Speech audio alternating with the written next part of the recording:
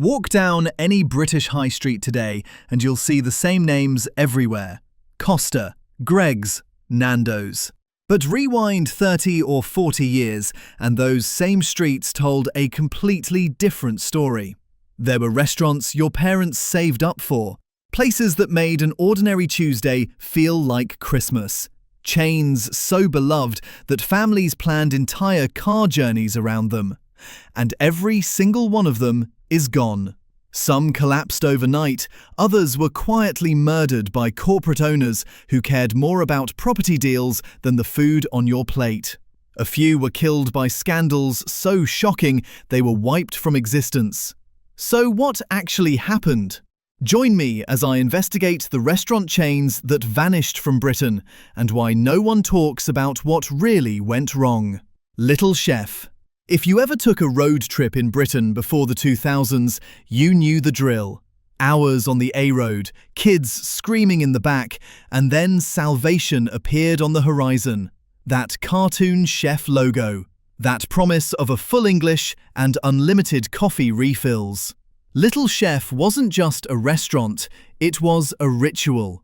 At its peak, Little Chef had 439 locations across Britain. That's more than McDonald's had at the time.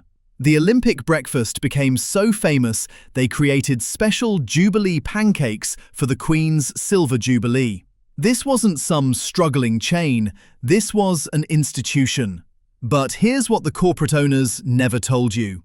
By the early 2000s, Little Chef had become what critics called stuck in a 1970s time warp.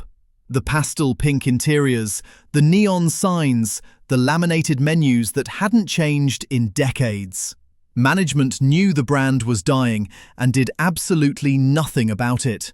One loyal customer said it perfectly, "I come here for very nostalgic reasons.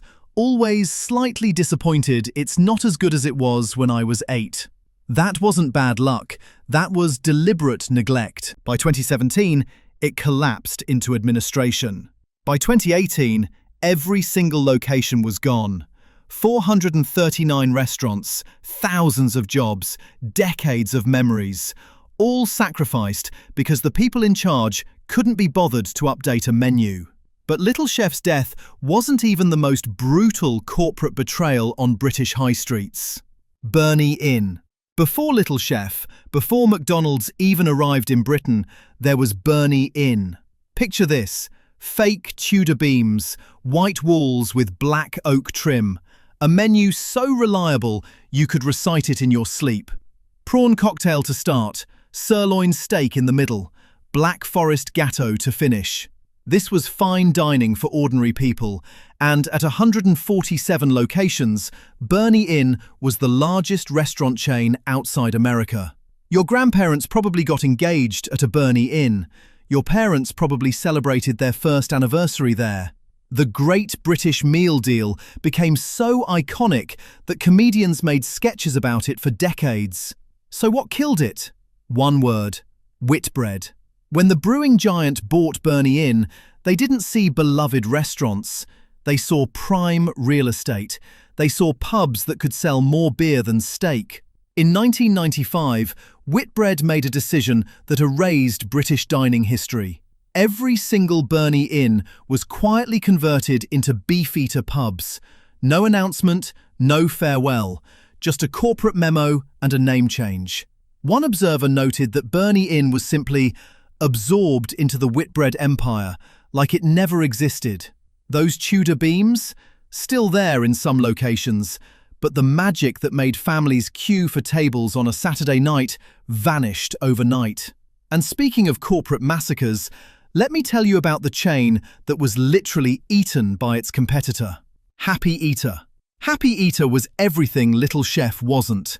Playgrounds with giant fiberglass animals, bright smiley face logos. At its height, Happy Eater had 75 restaurants, packed with families across the Midlands and South East.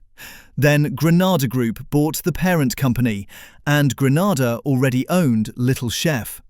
What happened next was pure corporate efficiency.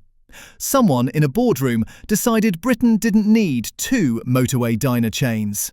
Virtually overnight, every happy eater was either converted to Little Chef or demolished entirely. The pink tractor-topped mugs vanished. The donkey rides ended. Staff described feeling like pawns in a corporate chess game nobody asked them to play. By 1997, the Happy Eater name was extinct, killed not by bad food or angry customers, but by accountants who saw duplicate assets on a spreadsheet. Wimpy. Here's a question that might make you feel old. When was the last time you saw a Wimpy? In the 1970s, Wimpy had over 500 locations across Britain. You couldn't walk 10 minutes in any town without passing one. This was Britain's original burger chain. Real plates, metal cutlery, burgers served like proper meals, not thrown in paper bags.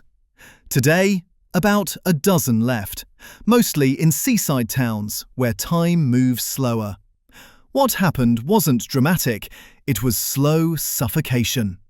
When McDonald's arrived and started converting Wimpy sites directly into golden arches, the brand simply couldn't compete.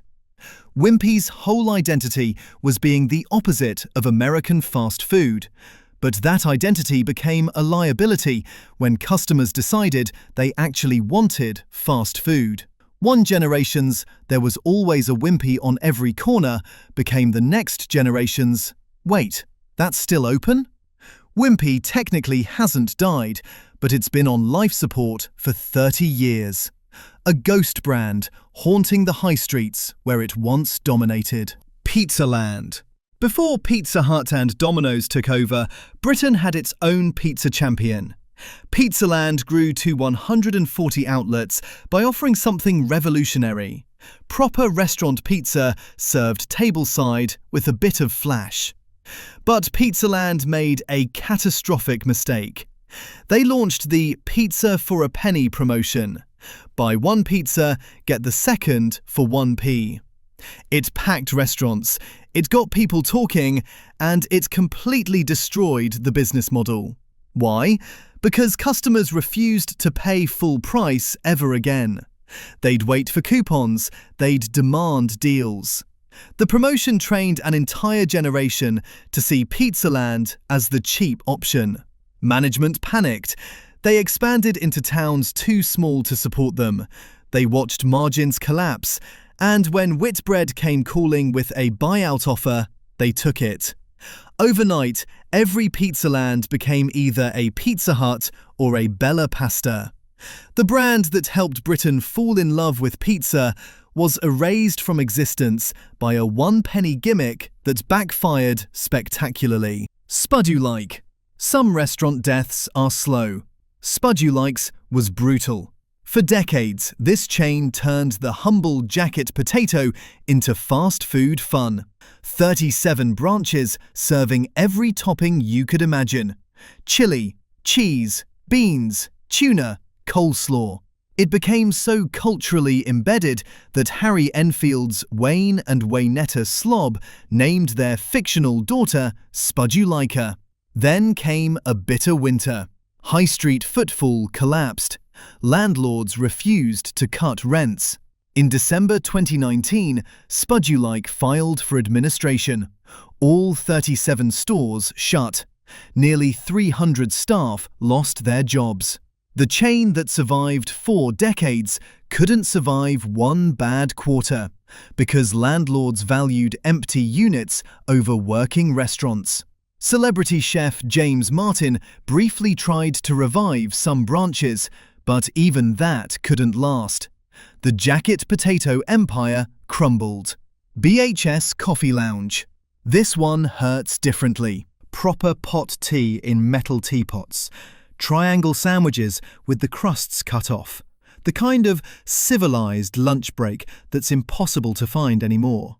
When BHS collapsed in 2016 and 160 stores closed, those gentle cafes disappeared with them.